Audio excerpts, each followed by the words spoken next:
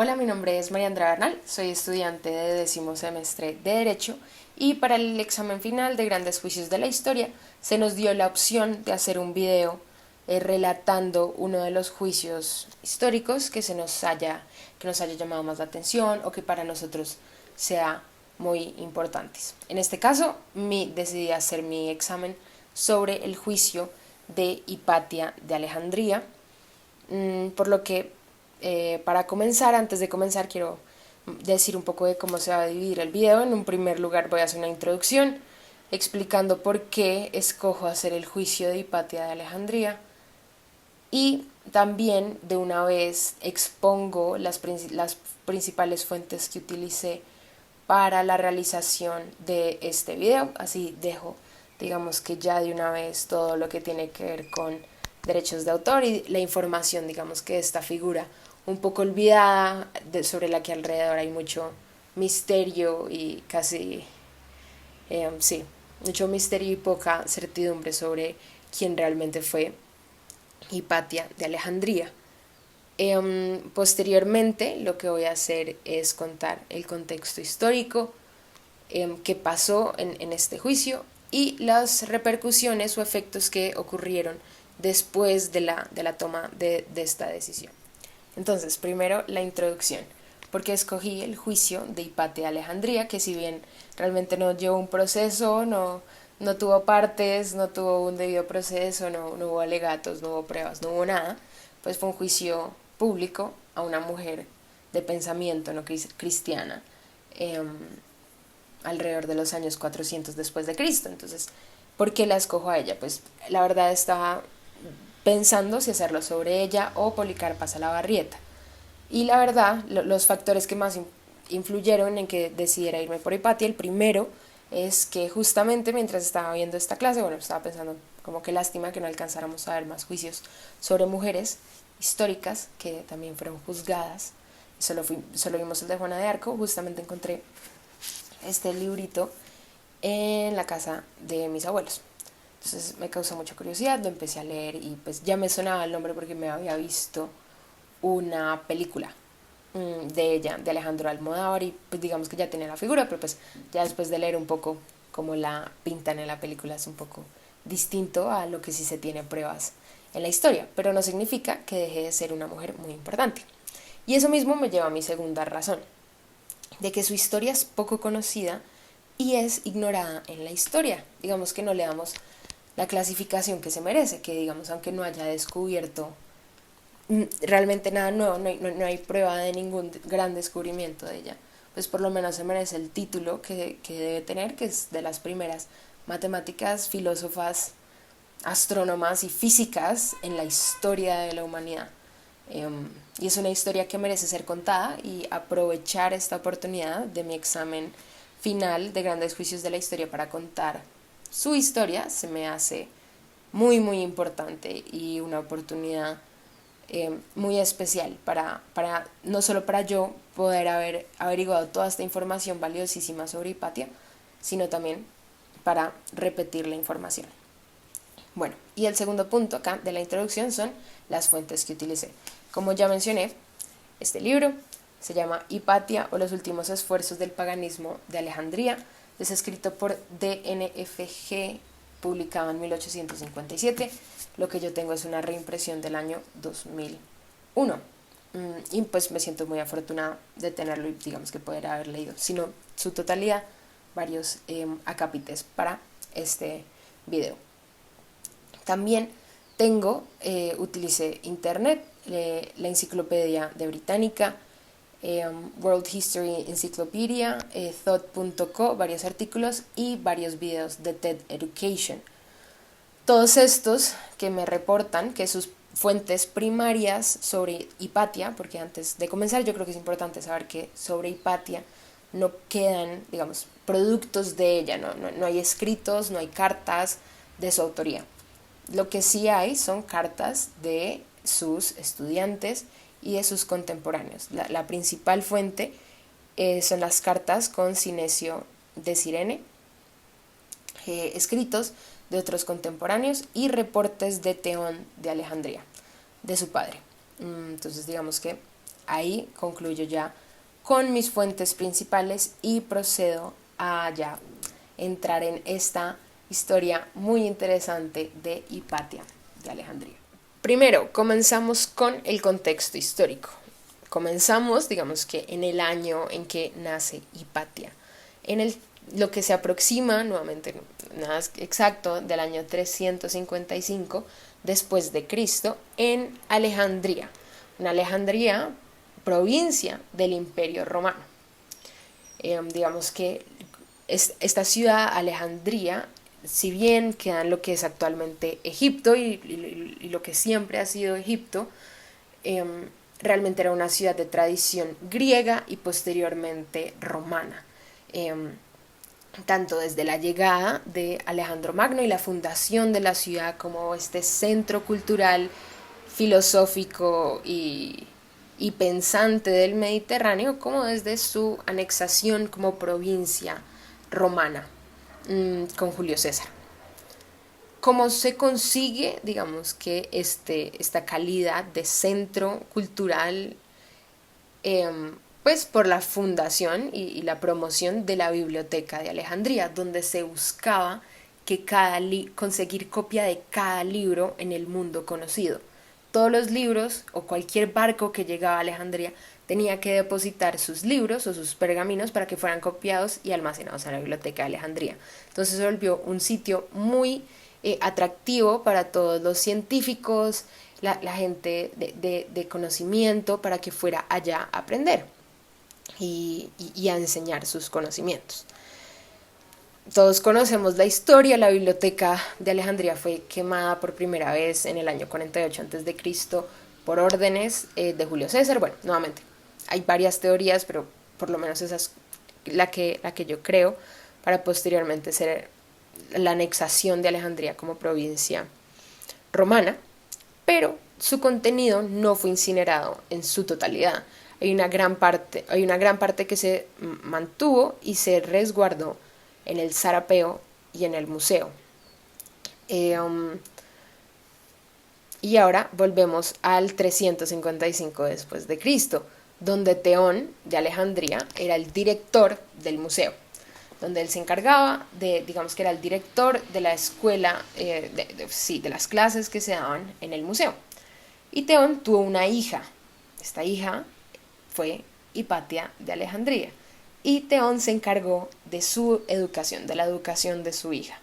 Digamos que en esta época, digamos más que nada en Alejandría, no se sabe nada de la madre de Hipatia, pero lo que sí se sabe es que Teón, siendo él un hombre de conocimiento, sin ninguna duda le iba a permitir a su hija también convertirse en una mujer de conocimiento, sin importar que fuera mujer, no hay razón. Él tiene su escuela y se la transmitió claramente a su hija, tanto que ella llegó a reemplazarlo a él como director del museo en su momento. Bien, para esto antes ella fue enviada a Atenas y a Roma para continuar su educación, y tanto que digamos que hay documentos que muestran que sus estudios estuvieron enfocados en la astronomía, matemáticas, física, geometría y filosofía. A llegar a convertirse en una de las filósofas más importantes de Alejandría en ese momento. Y como bien los filósofos, digamos que no cumplían este rol meramente contemplativo, sino que tenían una participación activa en la ciudad y en los acentos políticos, pues bien, fue llamada y fue utilizada como asesora y consejera de los prefectos de Alejandría en su momento, porque ese era el rol del filósofo. Eso es lo que tenían que cumplir. En el mundo antiguo el filósofo tenía una actividad mucho más participativa en la ciudad. Ahora, sobre sus aportes, nuevamente reitero que ningún documento escrito por Hipatia sobrevive hasta la fecha, pero se sabe, digamos que tuvo trabajos sobre la aritmética de Diofanto, también comentarios al tratado de secciones cónicas de Apolonio de Persia, también la copia del Almagesto que se cree que realizó con su padre, se cree que hizo investigaciones sobre el heliocentrismo, sobre instrumentos de navegación y sobre formas de simplificar la división larga. Y aunque no se sepa nada con certidumbre, lo que sí se sabe es que era una matemática, una astrónoma, una física, una geómetra, no sé cómo se diga, muy importante, que su trabajo era muy reconocido a lo largo no solo de Alejandría, sino de todo el Mediterráneo. Un punto muy importante, antes de continuar un poco más sobre información sobre Hipatia, es que ella no era cristiana y tampoco hay ninguna prueba de que fuera o que practicara las creencias paganas. Lo que sí se sabe de ella con certidumbre y también por la obra de su padre es que era líder de la escuela neoplatónica y enseñaba las palabras de Aristóteles y Platón, a quienes tuvo importantes estudiantes. Uno de ellos fue Orestes, quien posteriormente fue prefecto romano en Alejandría, y como ya mencioné sobre sus cartas, Cinesio de Cirene, quien posteriormente es obispo de Ptolemaida. Entonces, ¿qué es lo que enseña y cuál es su escuela? El neoplatonismo. Acá quiero hacer claridad de que no soy ninguna profesional en filosofía, pero lo que alcanzo de entender es que es una reinterpretación de Platón. Se toman sus ideas y se dividen en dos escuelas, una con más de un dogma un poco más religioso, digamos, con un corte mucho más religioso, interpretaciones y ritos religiosos, y uno no religioso, al cual tenemos miembros como Plotinio, Porfinio, Teón e Hipatia. Ahora, lo que enseñaban era la Trinidad neoplatónica, el uno, las ideas y las almas. El uno siendo la entidad suprema que se nutre de las ideas y las almas. Y eso, hasta donde tengo entendido, es aquello que lleva el principio del movimiento de los seres, que tomaban las matemáticas como un elemento espiritual. Entonces, el uso de la aritmética, de la geometría, de todas estas ciencias exactas, bueno, la llevaban a ella a entender no solo sus creencias filosóficas, sino el lenguaje del universo. Había un pleno convencimiento en esta escuela que las matemáticas nos llevan a entender el lenguaje del universo a través de los patrones y las figuras que se repiten en todos los cuerpos, en todos los seres. Dos puntos muy importantes. El primero es que su teoría y enseñanza no incluían bajo ningún modo rituales religiosos. Entonces, como mencioné, aceptaban en sus salones de clase toda clase de personas. Bueno, claro, quien va a clase es de la élite, nos sobra mencionarlo, pero de la élite permitía paganos, cristianos, y si los hubiera, los judíos también estaban permitidos en su salón.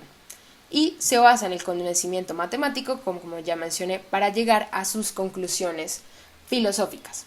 Este es un punto muy importante, porque como docente lo que se sabe es que era excelente, era una excelente profesora, era muy apreciada por todos sus alumnos y digamos que sus enseñanzas eran muy importantes. Digamos, lo que sí se sabía es que era una mujer de conocimiento, de un altísimo nivel de conocimiento, sumamente respetada en la ciudad, y su opinión era tenida en cuenta. Era como ser la decana de una prestigiosa universidad reconocida a nivel internacional hoy en día. Ahora, antes de continuar, digamos que ya lo que sigue es el principio del fin. Tenemos que tener en cuenta el contexto religioso o político que estaba atravesando el Imperio Romano. Lo que les mencioné, la historia de Hipatia comienza alrededor del 355 después de Cristo, y recordemos que alrededor del 380 después de Cristo se dio el edicto tesalónico, donde el emperador Teodosio proclama al cristianismo como la religión oficial del Imperio Romano, que si bien nosotros dentro de la Iglesia Católica lo reconocemos como un hito muy importante, no podemos olvidar que en este momento, como todo en la historia, es cíclico y se repite, pues bueno, si un momento se persiguieron a los cristianos, ahora es el momento de la persecución de los paganos. Y cuando comenzamos, si bien el cristianismo llega posteriormente a las élites y si ya se domina totalmente, empieza siendo un poco más dirigido al pueblo. Digamos que el pueblo es mucho más veloz en adoptar el cristianismo. Ya posteriormente, para el 391, el patriarca Teófilo, recordemos que en esta época el imperio romano estaba dividido en 5 patriarcados, ordena la demolición de los templos paganos de Alejandría. Como mencioné antes, teníamos el Sarapeo y el museo. El Sarapeo, si bien ahí era donde se conservaba los restos de la biblioteca de Alejandría, pues también era un templo al dios Serapides, por lo que fue destruido y saqueado. Y el museo, siendo un templo a las musas, también fue destruido y saqueado. Ya con todo esto en cuenta nos lleva a nuestro segundo punto. ¿Qué pasó? Exactamente, ¿qué pasó? ¿Cuál fue el juicio? Entonces, para el 412 aproximadamente después de Cristo, Cirilo es nombrado como obispo de Alejandría. Lo que se conoce y se ha sabido de él es que él era un hombre agresivo y bastante violento con las personas que estaban en contra de su dogma particular. Llámenlo problema religioso o discordia religiosa o más bien discordia política de dominio y de control sobre una zona determinada. Entonces, lo que sí se sabe es que hubo un conflicto entre Cirilo y Orestes, donde Orestes debía tener que tomar una decisión sobre la ciudad de Alejandría a favor de Cirilo. Y Cirilo lo estaba presionando para que efectivamente tomara esa decisión y se acabara el problema. Por razones que desconocemos, Orestes no decide ni a favor ni en contra de las órdenes de Cirilo. Entonces, la solución de él piensa y dice, claro, yo tengo un grupo de más o menos unos 500 monjes paraolanos, que es como un grupo de sacerdotes fanáticos armados que están dispuestos a, digamos que a cumplir lo que en su cabeza o en su pensamiento era la obra de su dios. Entonces, de mandárselos a Orestes, por lo menos para intimidarlo, se le sale de las manos y uno de los monjes termina matando a Orestes con un piedrazo en la cabeza. Y esto se vuelve un verdadero problema para Cirilo, porque Orestes era un prefecto que gustaba muchísimo en Alejandría, que ya se había convertido al cristianismo y estaba cumpliendo muy bien sus funciones. Entonces tenía que conseguir una solución y lo hace en 2 pasos. El primero es, digamos que, justiciar la muerte de Orestes, matar al sacerdote que mandó matar a Orestes y que se supiera que él no patrocinaba ese acto, que se le salió de las manos. Y el segundo es conseguir un villano, un culpable a quien echarle la culpa, que no fueran los sacerdotes paraolanos y que no fuera el mismo Cirilo, y que no fuera el mismo sacerdote o monje que mandó a matar, que físicamente mató a Orestes. Y la solución fue Hipatia.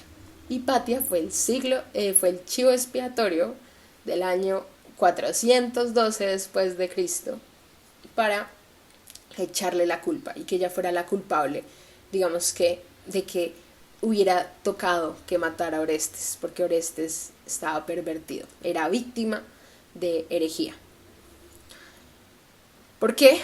Porque empieza a correr un rumor promovido por Cirilo que Orestes no había podido decidir, no se había podido afiliar con, digamos que con este plan de Cirilo, porque una mujer de pensamiento no cristiana lo estaba perturbando, lo estaba hechizando, una bruja lo estaba lo estaba dominando, por decirlo así. Entonces sí, este rumor sale y sus mismos monjes paraolanos son los que se encargan de llevar a cabo la ejecución de esta sentencia. Digamos que este juicio tiene la particularidad de que no hay proceso, no hay pruebas, no hay alegatos, no hay defensa, no hay nada. Simplemente la palabra y el rumor de Cirilo fue suficiente para condenar a Hipatia. Mujer que de bruja no tiene nada, pero sí lo tenía todo de mujer de pensamiento no cristiana, que tenía contacto con el prefecto de Alejandría, con Orestes. Entonces fue perfecto para echarle la culpa. No cristiana, no tenía por qué protegerla a Dios, que la protegieran sus dioses paganos.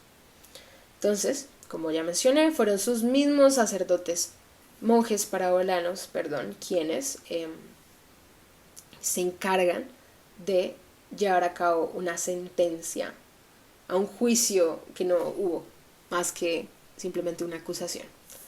Entonces, los detalles de su muerte sí son documentados, digamos que por lo desagradables que fueron. Se la llevaron al zarapeo, la apedraron, la mutilaron, pasearon las partes de su cuerpo por la ciudad para finalmente incinerarla por bruja.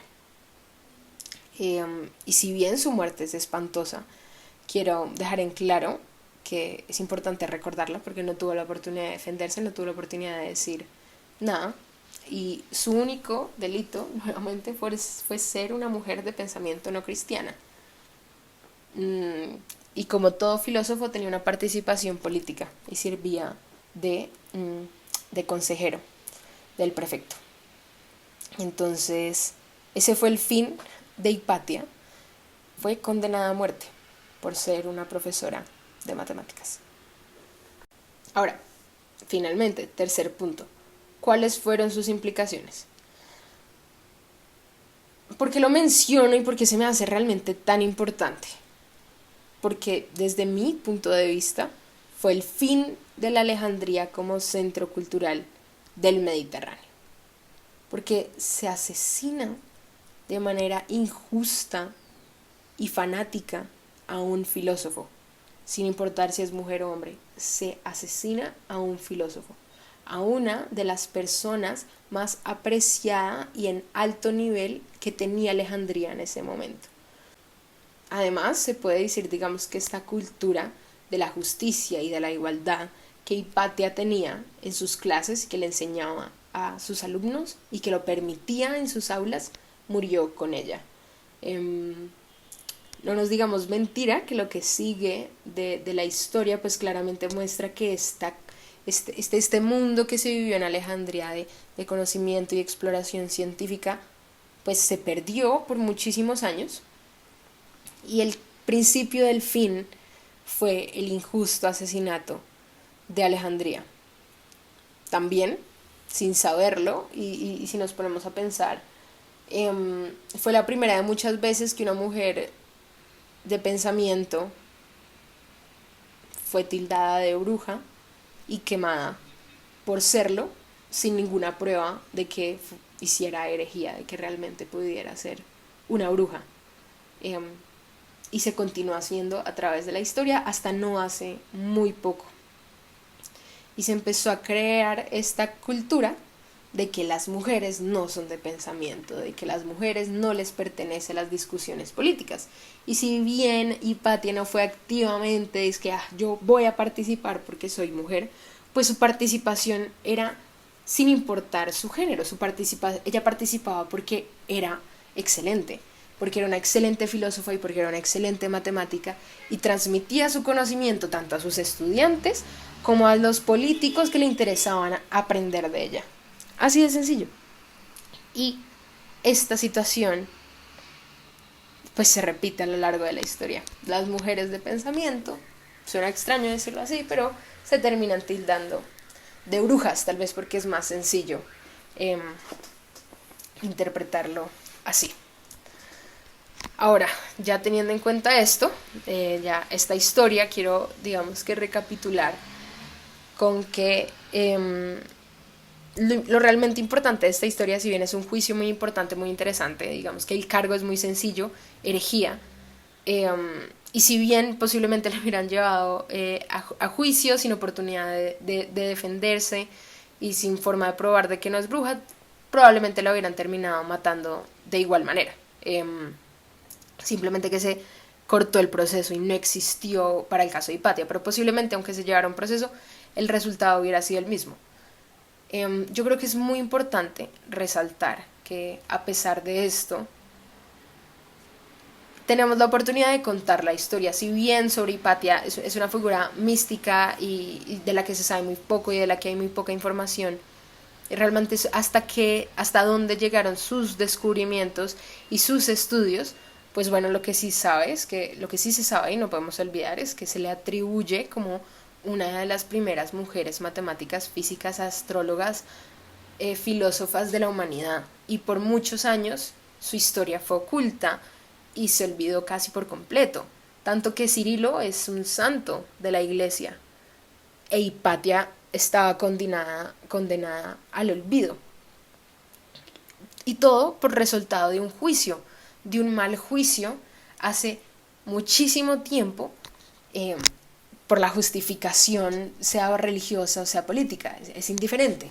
Su historia se perdió y posiblemente sí había productos de ella, pero lo más seguro es que fueron quemados o botados después de su muerte, porque es una bruja. Entonces, tenemos que botar sus cosas y tenemos que quemar sus cosas también.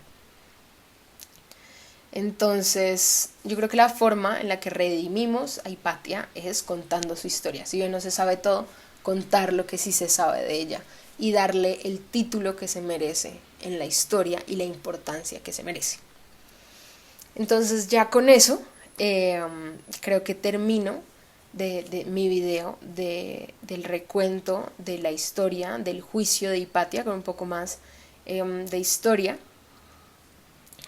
pero para lo que a mí es uno de los juicios más importantes en la historia. Gracias.